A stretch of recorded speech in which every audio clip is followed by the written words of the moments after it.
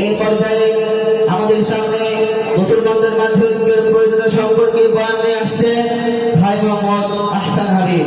ভাই মোহাম্মদ আহসান হাবিব।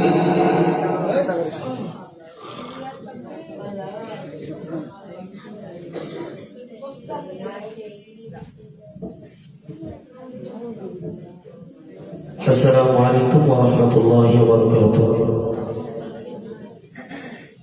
نحمده ونصلي على رسوله الكريم، أما بعد، فأعوذ بالله من الشيطان الرجيم. بسم الله الرحمن الرحيم. واعتصموا بحبل الله جميعا ولا تفرقوا. صدق الله العلي العظيم. وقال النبي صلى الله عليه وسلم: المسلم أخو المسلم، أو كما قال عليه الصلاة والسلام. আলহামদুলিল্লাহ, আঞ্জুমানে জামিয়াত তোলাবা কর্তৃক আয়োজিত আজকের বার্ষিক অনুষ্ঠানে আমার পাশাপাশি বিজ্ঞ বিচারক মন্ডলী ও সুযোগ্য পরিচালক এবং আমার সামনে বসা আমার এই প্রিয় জামিয়ার প্রাণ প্রিয় ছাত্র ভাইরা, আমার অন্তর স্তর থেকে সকলকে জানাই আজকের আসলে আল্লাহকে শুভেচ্ছা ও অভিনন্দন।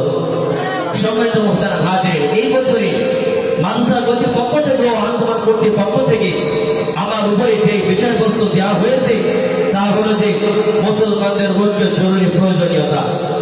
আল্লাহ চায় তার উক্ত বিষয়ের উপরে কিঞ্চিত থেকে কিঞ্চিত পরিমাণ আলোকপাত চালাবো ইনশাআল্লাহ।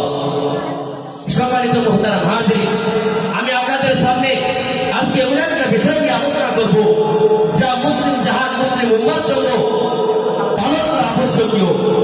ভাইরা আমার, গোটা বিশ্বের জমিনে আল্লাহ তাআলা 18,000 মাখলুক সৃষ্টি করেছেন। এই 18,000 মাখলুকের সৃষ্টির ভিতরে আল্লাহ তাআলা বনি আদমকে অধিক মর্যাদা ও অধিক সম্মান দিয়ে এই দুনিয়া অধিষ্ঠিত করেছেন। সম্মানিত মুহতারাম হাজিরিন, তারা হলো যে আমার আপনার নবী সাইয়্যিদুল মুরসালিন জনাবে মুহাম্মদ রাসূলুল্লাহ সাল্লাল্লাহু আলাইহি ওয়াসাল্লামের উম্মত, অর্থাৎ যারা ইসলাম ধর্মের অনুসারী। মুহতারাম হাজিরিন, তাদেরকে বলা হয় মুসলমান। এখানে একটু লক্ষ্য করার